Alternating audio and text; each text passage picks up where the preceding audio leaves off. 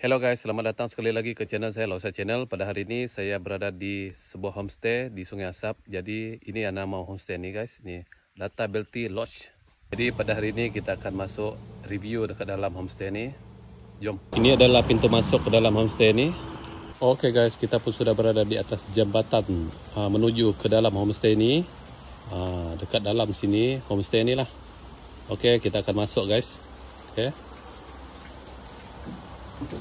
Oke guys, di taman homestay ini terdapat sebuah kolam tempat mandi-mandi guys. Ini siapa yang bawa budak-budak tu bolehlah mandi-mandi dekat sini, bermain dekat sini. Suruh budak-budak kecil lah bermain dekat sini guys. Oke, itu air di tengah on sekarang ini guys. Cantik dekat sini guys.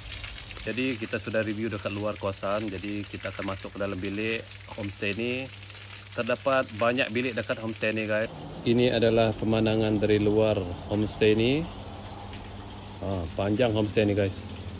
Oke guys, itu dia tadi bilik yang spesial lah. Kita ada dua bilik dekat yang spesial dekat sini. Jadi seterusnya kita akan review bilik yang biasa. Kita akan masuk ke dalam bilik yang biasa. Ini bilik biasa ini besar juga guys. Kita ada 3 bed dekat sini guys. Tengok, cantik guys. Oke guys, kita pun sudah review bilik. Jadi seterusnya kita akan review tempat masak dapur ya.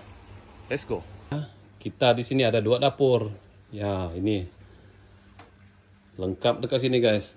Yang mau masak sendiri bolehlah masak dekat sini beserta bilik mandi dekat sini 2. Oke guys, di sini juga kita ada tempat BBQ yang besar guys. Ini kita BBQ dekat sini sambil santai-santai dekat sini guys. Ini tempat luar sini besar guys. Kalau lepak-lepak petang tuh nyaman banget dekat sini guys.